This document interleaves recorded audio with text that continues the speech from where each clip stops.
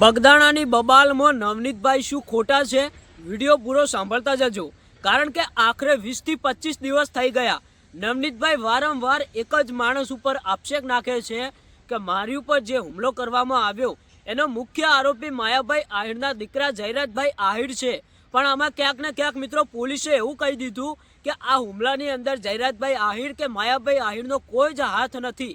એના પછી મિત્રો વધુ તપાસ કરવામાં આવી. આખરેકાર બીજા 11 જેટલા આરોપીઓ ઝડપાયા, પણ મુખ્ય આરોપી ન ઝડપાયો.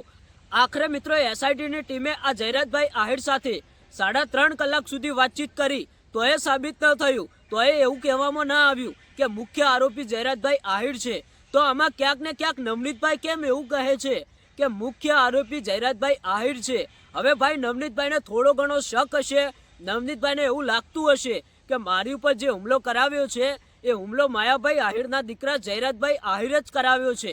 તો આમાં ક્યાંક ને ક્યાંક પોલીસ અને એસઆઈટીની ટીમ એવું કેમ નથી કહેતી કે જયરાજભાઈ આહિર મુખ્ય આરોપી છે? તો હવે મિત્રો સાચું સમજવું તો સમજવું કોને? કારણ કે 20 થી 25 દિવસની આટલી કઠિન તપાસ બાદ પણ કોઈ એવું નથી કહેતું કે મુખ્ય આરોપી આ. તો હવે આમાં ક્યાંક ને ક્યાંક નવનીતભાઈને ન્યાય ક્યારે મળશે? નવનીતભાઈ વારંવાર એક જ માણસ ઉપર આક્ષેપ નાખે છે, પણ મિત્રો દિવસે ને દિવસે બીજા માણસો આમાં પકડાતા જાય છે. આજ સુધી કુલ 11 થી વધારે આરોપીઓ ઝડપાયા, પણ એમાં જે મુખ્ય આરોપી છે એ નથી ઝડપાતો.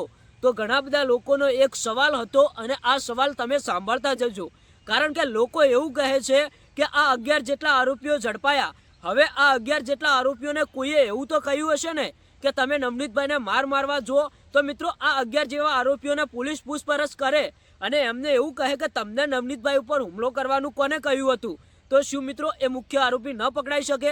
એ હવે તમે કોમેન્ટ કરીને જણાવતા જજો, કારણ કે આ વાત મિત્રો 20 થી 25 દિવસ થઈ ગયા. નવનીતભાઈ એક જ વાત કહે છે કે મારી ઉપર જે હુમલો કરવામાં આવ્યો એ હુમલો માયાભાઈ આહિરના દીકરા જયરાજભાઈ આહિર જ કરાવ્યો છે.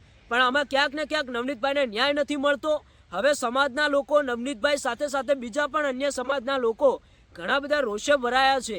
હવે ક્યાંક ને ક્યાંક મિત્રો આવનારા સમયની અંદર એક મોટો ધડાકો થશે. તમે શું કહેશો કોમેન્ટ કરીને જણાવતા જજો. અને આ હુમલાની અંદર મેન આરોપી એટલે કે મુખ્ય આરોપી કોણ હોઈ શકે એ પણ કોમેન્ટ કરવાનું ન ભૂલતા.